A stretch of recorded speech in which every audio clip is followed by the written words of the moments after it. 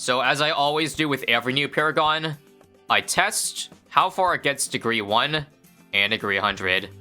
And this will be no different with the SUB Paragon. Let's get the degree 1 Paragon, and I think just for this Paragon, I do think I want to add some helper in the form of intel villages, because realistically, come late game, you are going to have like other towers covering every part of the track. So it only makes sense realistically to put something there so that the sub can actually get full map range. Otherwise, yeah, it ain't gonna do so hot.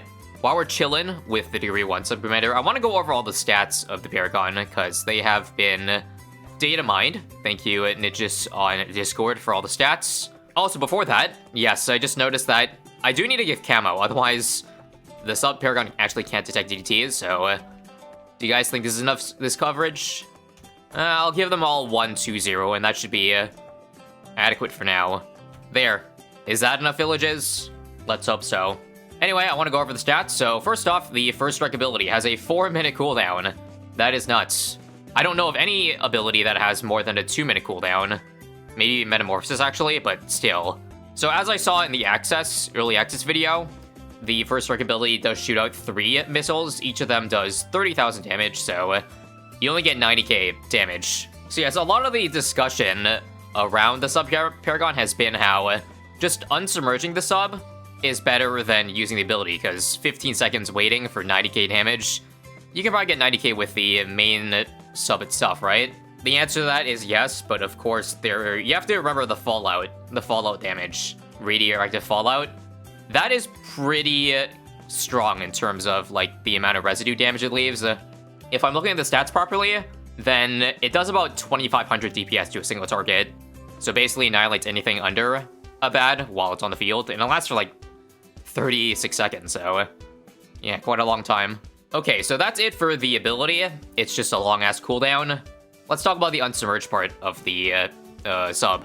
It works similarly to an airburst. It splits into 3 airbursts every time it hits a balloon, although it kind of looks like an explosion. So I assume it's making a triplet of explosions. Looks like it only has 9 pierce for each airburst. 40 damage each. Pretty low, but it definitely adds up, considering the attack speed of it. And don't forget the Paragon of Power. 25% if we have no other tier 5 subs. The preemptive strike only does 1,000 damage upon coming in. Is it just me, or is that less than a sub commander buffed preemptive strike? Because that does 1,500. Does that not? And the submerged part of the sub, there are some details that we have not noticed pre-release with the submerged. So I guess I'll just activate it right now just to show you. It does 50 damage. Obviously, it's not a whole lot. It also de-regos balloons, not that it really matters late game. Attack speed is not affected by degrees, which is, I'm not sure if that's surprising, but it probably wouldn't have made a difference anyways. But here's the thing that a lot of people missed out on. It's that this SUB Paragon gives cooldown reduction to all other Paragons, as long as it's in range. It's 10% faster cooldown, so you obviously still want to get this like SUB Paragon in a late game run to make your other Paragon stronger. Maybe that's why it's not as strong as maybe a lot of people were wondering. But also, I noted at first that it was a +7 damage buff with the SUB Commander when you submerge it. But what if I told you it's not +7, it's ×7. Not just 7x damage, but 3 times pierce. Doesn't work for first strike though. And I also noticed that it works for heroes too. 5x damage, 3 times pierce, but they actually have less attack speed. Interesting. I guess that's a way to balance it, because obviously 7xing a hero would be pretty nutty relative to what subs can do.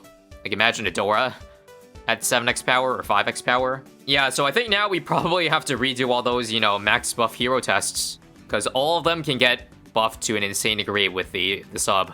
Anyways, that's it to the stats of the SUB Paragon. I like numbers, so I found that pretty fascinating. Now, my question is, when can we realistically use the final strike? Because, again, I'm pretty sure it's still out DPSs, but that's not taking into account the radioactive fallout. Okay, let me slow it down just to see the single target. It's like 3,000. Wait, if it's only 3,000, then Final Strike is still worth it, if I'm not mistaken. I still think Final Strike has a purpose, just not right now, though. If anything, I'd just absolutely use it for the ending of rounds, when there's only bats on screen, so that we obviously don't lose to anything else. Okay, 162, 163. It's just gonna get melted.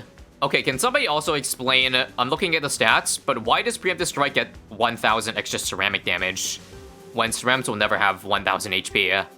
Unless it's a custom challenge? Probably rock balloons? That actually makes sense. Maybe the niche of the SUB Paragon is supposed to be for bosses, because, you know, first strike. Also, oh, I think it's over. Because I'm dying to DDTs, which means, well, it's not the problem of, well, the final strike. Try first again. Yeah, it dies horribly. Okay, what if I use Final Strike immediately? Can I get it off in the 15 seconds? Actually, we can. Okay, we're saved. We're saved. Come on. There we go. And now the Fallout. Oh, wait, the Fallout's gone. It got Pierce capped. Or hit the Pierce limit.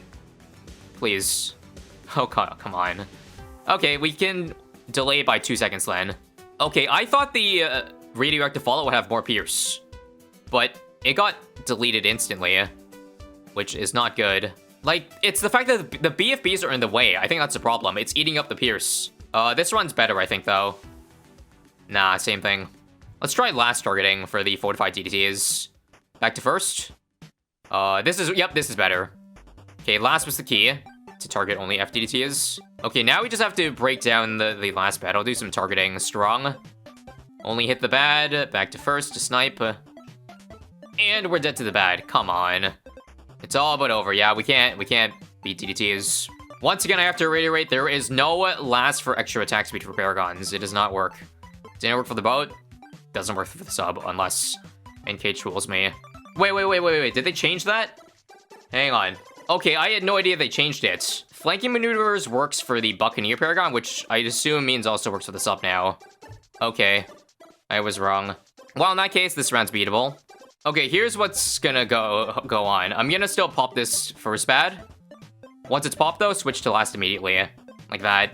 And keep it on last the entire time, ideally. Back on first. Okay, this is doable. Don't cock block, don't cock block. Thank you, explosions. And we did it, okay. I spoke too soon. I'm just gonna leave it all on first now, please. Don't cock block. Come on, explosion radius. I can't. Oh, the radar fallout. Oh. Somehow it didn't disappear this run. What happened? That's huge. That's gonna give us a massive DPS boost. Oh yeah, this is popping way faster. We got lucky with the radioactive fallout. I have no idea how. But I will take it. Yup, we beat this with ease this time. Oh, that's how the Paragon's gonna be. Very RNG then. I'm dead to 167 here. No ability up. So I can't RNG this part. Best I can do is last targeting. The BFBs are in the way. I don't pop them in time. Unless does someone notice that the sub D camos? Nope. The sub D camos even when it's unsubmerged. Noticing the neon DDT is fascinating. Alright, one last try here, pun intended. Or is it actually? Yeah, there's like, I'm way too many DDTs off. I think 167 is it. Now this actually makes it one round higher than Boom Paragon, so it's got that going for it at least. Now, degree 100. I'm just gonna use a mod here to make the ship bigger instantly. Boy, look at that beauty. And this is a difference, at least for this round here. 167, not even close. Okay, so remember with the SUB Paragon, the cooldown is much faster on the final strike. It's now approximately 2 minutes or so. That means you don't have to wait like 10 billion rounds for it to show up again. Thankfully. Because yeah, in the one test, I only used it one time. That was the only time. It could have been useful for 167 as well, but I just didn't get it off in time. So you saw it was like 3,000 damage per second with the degree 1. Now it's like 10,000. Over triple. But again, that should be unsurprising because it doubles the damage, it doubles the attack speed, and maybe even some more stuff, including Pierce. Yeah, now with lots, it's an extra 10%, so like 15,000 it looks like. So if my internal calculator is right, then that means the Final Strike ability has to do over 225,000 for it to be better than, like, not using Final Strike. Again, not counting the radioactive fallout, and of course multiple bads in a round. I think we're gonna cruise easily into round 200, but yeah, that double HP is going to be a problem. One thing I would have loved to do is if I could charge the Final Strike like, to come off the instant 200 starts. But the thing is, there's no other towers to proc it. I think this is what makes the SUB Paragon test maybe a little less accurate than other tests. Is that if you had other damage, you could make it so that you don't lose DPS just by spawning the final strike at the moment something comes out, while still having the 15 seconds to your main attack of that round you want to be at, so like 200. I think the best I could do if I maybe don't want final strike is to get the radioactive fallout, so use the end off 199. But for now, I'll just beat 199 normally. Okay, here we go. Let me just first see, no final strike, what happens? No final strike nor last turreting, except maybe now while it's clock blocking. Back on first. It's not gonna beat that. Okay, now let's just use it instantly and what happens? How much better is this than not using the ability at all? Will we see any like real damage phases? Or nay, nope. Dang. It is better though. But marginally. I don't think it's enough to beat the round, sadly.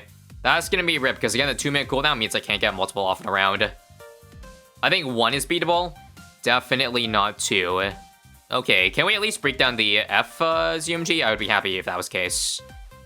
Yay, we beat 1 of 2. This will end up dying to the same round as the Dart Paragon and Boom Paragon, mind you. I'm gonna try to get the splash damage on Final Strike, so watch this. So it needs to land on this pad here. Did it hit? I think I used it too early. Okay, I used it later. Watch this. Watch this. Oh, that definitely hit. Okay. Maybe this is the key. Also, the fact that this... I don't think this first pad really got much radioactive fallout last time. Oh, this run looks better by it a lot. But does that make a difference at all? Okay, I gotta focus these FCMGs. Please pop. Thank you. Back on last. Oh, this looks actually close. And doable. Oh, hold up. Hold up. Wait a minute. I don't think we have enough, but I'd love to be proven wrong. Oh, it's so close. Maybe RNG our way through this. This run's worse. Oh, did I really get lucky that time? I hate this. Why is SUBCon so bad against insides? I guess it is round 200. Okay, I'm trying to maximize ZMG fallout. How about this? Oh, that's much better. Rather than dealing with the F bad. Like, get the explosions right here so we lose less shots. Unfortunately, it's no better. I don't think. Actually, maybe. This time, last on ZMGs. I might have forgotten that last time. Pun intended. Last try. Nope. Okay, so here's what I'm trying. Watch where the fallout lands, like that. Radioactive fallout now is covering a absolutely giant radius. And let's do the same thing and see if it changes anything. AKA target this thing. And then let that bad just keep getting fallout damage. That was scary. I cannot leak anything more. Wait, this is the earliest I popped it so far.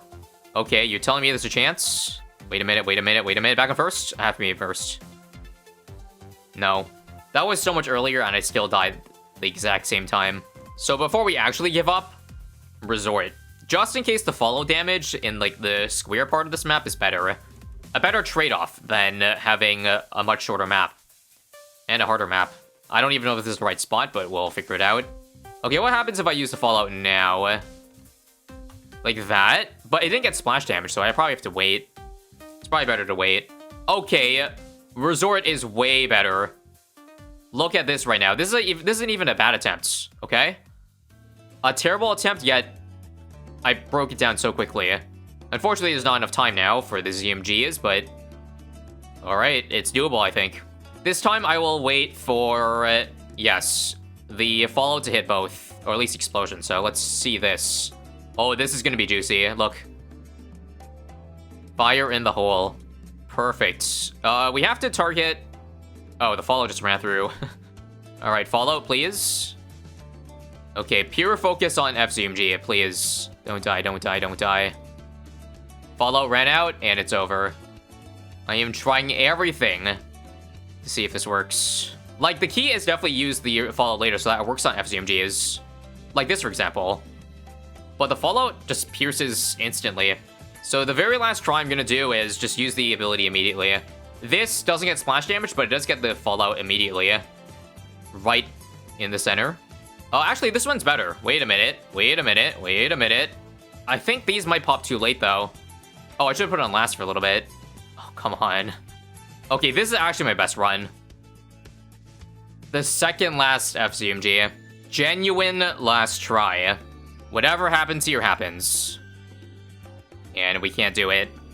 So that's it. Tied for the lowest round for degree 100, but yeah, it's only fair as a half support tower Paragon.